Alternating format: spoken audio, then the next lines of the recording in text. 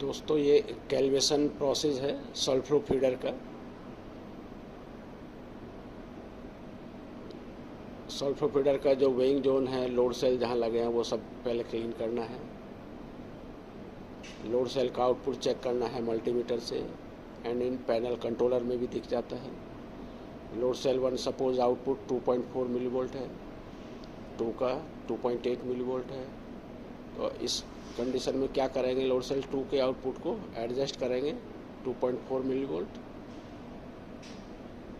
Now output of both load cell is तो equal हो जाएगा। अब तो पैनल में जो वोल्टेज हमको आएगा वो फ्यूचर रेफरेंस के लिए भी नोट कर लें हम इसको।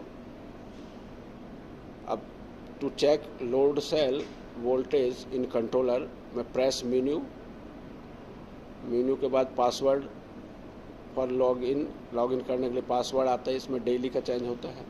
मेंटेनेंस में जाएंगे, फिर load cell calibration, here we can see load cell output voltage, press save as 0।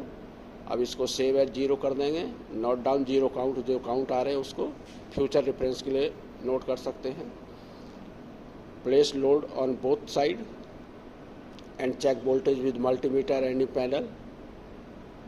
Remove weight from one side load cell and check load cell output with multimeter as well as in panel. Note कर लेंगे। हमको ये देखने के लिए अब कि दोनों पे इक्वल वोल्टेज आना चाहिए, ये चेक करने के लिए। अब रिमूव किया weight of load cell and placed, तो पहले अब फर्स्ट वाली पे इसको प्लेस करेंगे और वैल्यू नोट करेंगे। तो दोनों ही केस में हमारा दोनों का आउटपुट इक्वल रहना चाहिए। Output of both load cell should be equal, if not adjust it with tie rod रहता है उसमें एक, स्लोली उससे एडजस्ट करेंगे। अब स्पान कैलिब्रेट करना है तो लोड सेल दोनों साइड में लोड सेल प्लेस करेंगे और सेव एज स्पान कर देंगे कंट्रोलर में, तो ये हमारा स्पान हो गया।